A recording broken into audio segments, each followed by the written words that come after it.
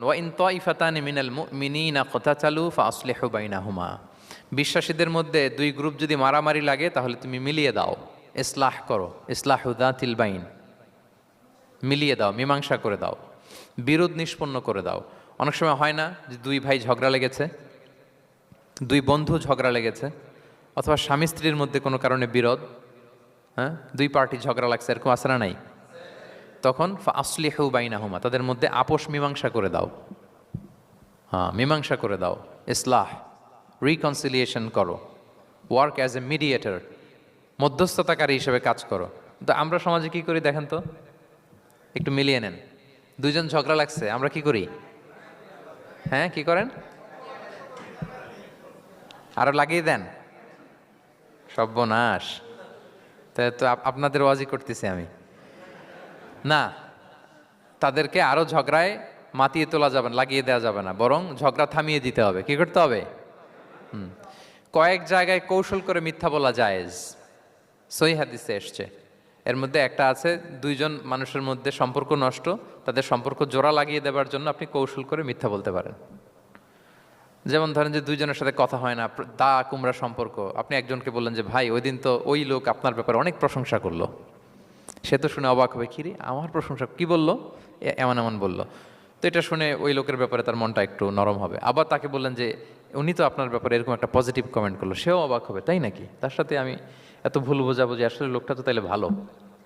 এই যে দুজনকে আপনি এমন কিছু কথা কৌশল করে বললেন, ফলে তাদের মধ্যে একটা হৃদ্যতা তৈরি হবে। হঠাৎ দেখবেন যে একজন আরেকজনকে দেখে সালাম দিয়ে কথা বলে কোলাকুলি করে সেই আগের যেই শত্রুতা সব নিমেষে শেষ হয়ে গেছে। ঠিক কিনা বলেন?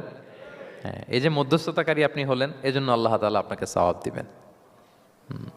তাহলে বিবাদমান দুই গ্রুপ দেখলে আমরা আজ থেকে আরো ঝগড়া লাগিয়ে দিব না মিলিয়ে দিব?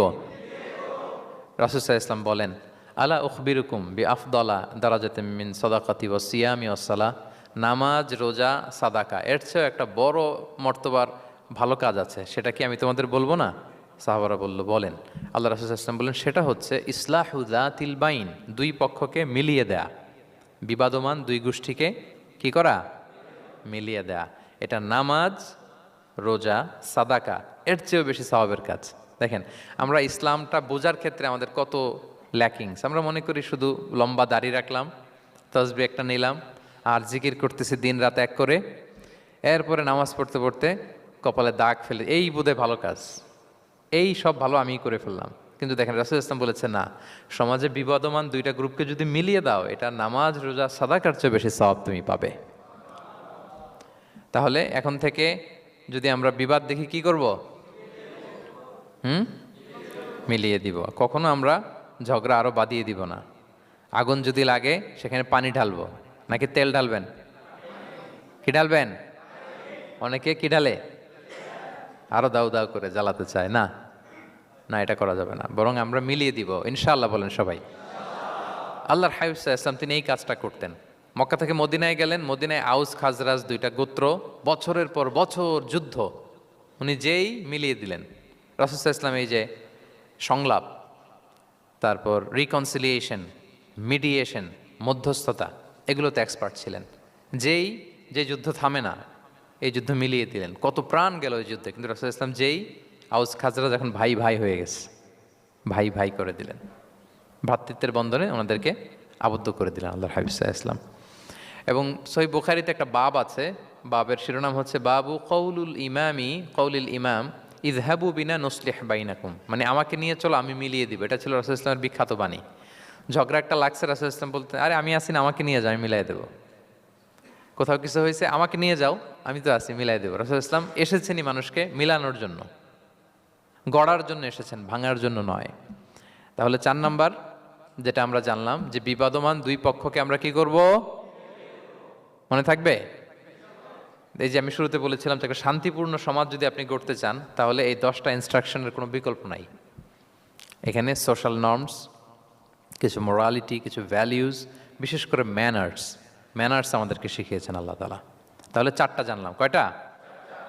5 নাম্বার আল্লাহ বলেন, ইয়া আইয়ুহাল্লাযীনা আমানু লা ইয়াসখার কওমুন মিন কওম আসা আন ইয়াকুনু খায়রাম মিনহুম। ওহে বিশ্বাসীরা, তোমরা একে অপরকে তুচ্ছ তাচ্ছিল্য করো না, হাসি ঠাট্টা করো না, কাউকে সুখরিয়া মানে কাউকে তুচ্ছ করা, কাউকে নিয়ে ব্যঙ্গ করা, হাসি তামাশা করা, এটা করো না, এটা কবিরা গুনাহ। মানে এমন কোনো কথা বলো না যাতে তোমার ভাইয়ের মনে কষ্ট হয়, এরকম কিছু বলা যাবে না। আমরা অনেক সময় এটা করে ফেলি, এমন কথা বলি যেটাতে আরেক ভাই বা আরেক বোন কষ্ট পায়। আমরা খুব সিম্পলি বলি, কিন্তু এটা কবিরা গুনাহ। এটা কি? বিশেষ করে তার আকৃতি নিয়ে আপনি কিছু বলতে পারবেন না, এটা বড় কবিরা গুনাহ। এটাকে বডি শেমিং বলে। কি বলে? বডি শেমিং হারাম। কারণ বডি স্ট্রাকচার, এটাকে আমার ইচ্ছে মতো হয়েছে না আল্লাহ বানাইছে? আচ্ছা, আপনি যে এত সুন্দর ফর্সা, কে বানালো? হ্যাঁ, আবার আরেকজন যে একটু শ্যামবর্ণের, তাকে কে বানালো? আপনি লম্বা, কে বানালো? কেউ খর্বাকৃতির খাটো, তাকে কে বানালো? তাহলে আপনি আকৃতি নিয়ে তাকে যদি ঠাট্টা করেন, আসলে কি ঠাট্টা কি তাকে করা হলো নাকি আল্লাহকে? কারণ আসল ডিজাইনারটা কে? হুয়াল্লাযী ইউসাউবিরুকুম ফিল আরহামি কাইফা ইয়াশা। আল্লাহ তাআলা তোমাদেরকে যেমন চেয়েছেন ঠিক তেমন মাতৃগর্ভে তোমাদেরকে ডিজাইন করেছেন, তোমাদের আকৃতি দিয়েছেন। এজন্য কারো আকৃতি নিয়ে অবজ্ঞা করা, তুচ্ছ করা, হেয় করা, এটা প্রকারান্তরে আল্লাহকে অবজ্ঞা করার সমান। দ্য ক্রিয়েটর, যিনি স্রষ্টা, তাকে আপনি অবজ্ঞা করেছেন, ঠিক কিনা বলেন? তাহলে এখন কারো আকৃতি নিয়ে কিছু বলবেন? আমরা বাংলাদেশে এরকম বলি না? বেশি মোটা হলে তাকে একটা নাম দিয়ে ফেলি। হ্যাঁ, কি বলি? কি বলেন? মোটু। তারপর কেউ চিকেন হলে তাকে একটা নাম দিয়ে ফেলি, চিকন আলী। এরপর ধরেন যে কারো হয়তো নাক ছোট, চোখ ছোট, তাকে চাকমা বলে আমাদের এলাকায়। হ্যাঁ, নাক ছোট চাকমা, তো এটা হইলো? তো সে কি নিজে তার নাককে এরকম বানাইছে? এরকম নানা ধরনের আকৃতির অনেক কিছু হতে পারে। এই যে বডি শেমিং, এটা হারাম। এটা কি? এবং জরিপে এসেছে অনেক বাচ্চারা স্কুলে যেতে চায় না তার দেহের বিভিন্ন আকৃতি নিয়ে, তার বন্ধুরা তাকে টিস করার কারণে।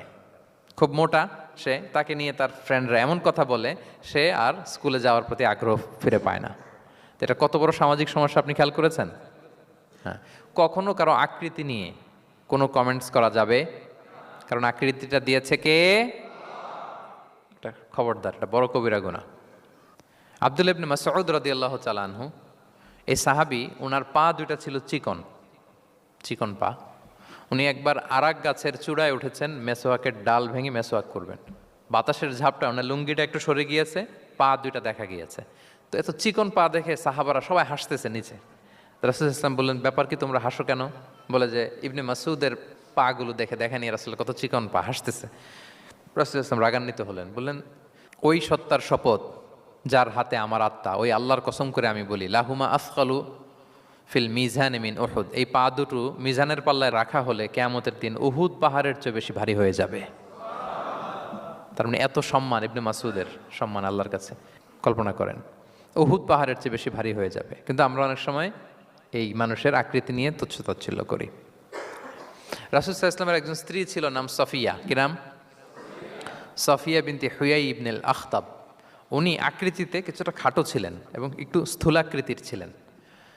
তো এটাকে একটু ইঙ্গিত করে আম্মাজান আয়েশা রাদিয়াল্লাহু তাআলা আনহা একবার একটা শব্দ ব্যবহার করেছেন, মানে শব্দ দিয়ে কৌশলে বুঝিয়েছেন, তা আনি কসিরা, মানে আপনার সেই খাটো স্ত্রী সফিয়া। নারীদের মধ্যে এটা থাকে স্বাভাবিক, মানবীয় কারণে। একাধিক স্ত্রী হলে মানবীয় কারণে একটু জেলাসি বা একটু কিছু বিষয় থাকে, এটা থেকে মানুষ বেরোতে পারে না, এবং সেটা নবীদের স্ত্রীরাও সেটা থেকে বেরোয়া সম্ভব ছিল না। তো কথা বলতে বলতে এমন একটা শব্দ বললেন যেটা দিয়ে সাফিয়া রাদিয়াল্লাহু তাআলা আনহাকে বুঝালেন যে আপনার অমুক স্ত্রী, মানে তিনি আকৃতিতে কিছুটা খাটো এবং কিছুটা স্থূলাকৃতির। এই শব্দটা রাসূল ইসলাম পছন্দ করলেন না। বললেন, আয়েশা, এটা তুমি কি বললে? আয়েশা, তুমি কি জানো, লাকুত কুলতি কালিমা, তুমি এমন একটা শব্দ বলেছ সফিয়ার ব্যাপারে, লাউ মুজিজাত বিমা ইল বাহরি লা মাজহাজাতহু, এই শব্দটা যদি নীল সাগরে ছেড়ে দেওয়া হয় তাহলে এই শব্দের পঙ্কিলতার কারণে নীল সাগরের পানি মুহূর্তেই কালো হয়ে যাবে। আর এরকম শব্দ যেন আমি না শুনি। আম্মাজান আয়েশা রাদিয়াল্লাহু তাআলা সচেতন হয়ে গেলেন, আর কখনো এরকম বলেননি। দেখেন, রাসূল ইসলাম কখনো এই বডি শেমিংকে স্পেস দিতেন না, কখনো না। আমরা এগুলোকে ছোট মনে করি, কিন্তু যাকে আপনি বলেন সে অনেক কষ্ট পায় মনে। সে খুব মনে কষ্ট পায়, এজন্য এটা বলা যাবে না, খবরদার।